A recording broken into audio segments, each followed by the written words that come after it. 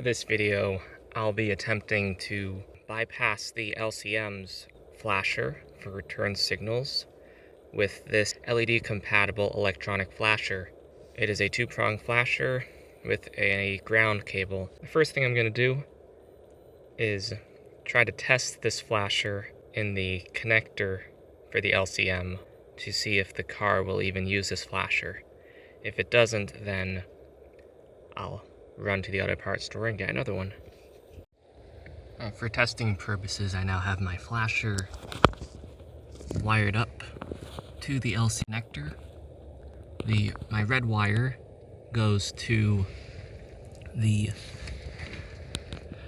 X terminal on flasher, which is the input terminal.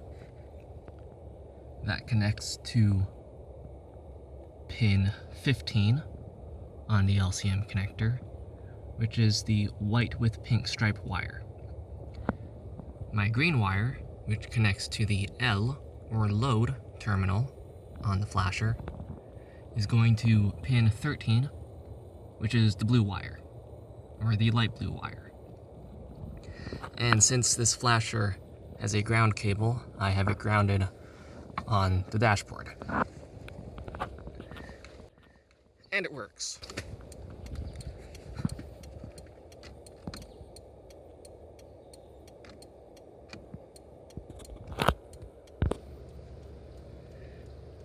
As can be seen, my LED Hyperflash is gone. And this bulb is still an incandescent. So now all that is left to do is to more permanently attach these two wires to the corresponding wires on the harness, specifically the white with pink stripe and the light blue wire, and then plug everything back together, put all the trim back on, and this job is finished. The approach I've decided to take is to remove from a junkyard tail lamp harness I have the bullet connectors, because they fit very nicely over the pins on the LCM connector's individual pins, which I've depinned or removed from the connector. So I can now attach these bullets to my flasher wires and just plug them straight into those pins. This also makes replacing the flasher in the future, should I ever need to, very easy, because again, it's just those two pins and a possible ground wire.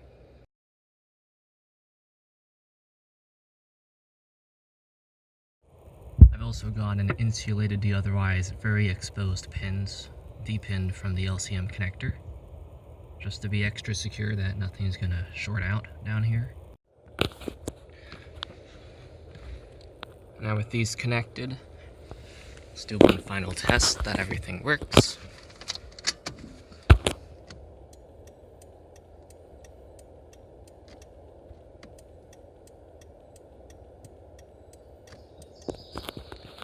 And I've now reconnected the three connectors at the LCM. So those are all reinstalled.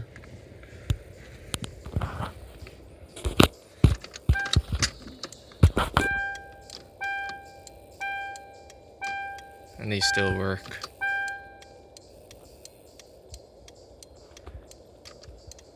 And it also works for hazards, evidently.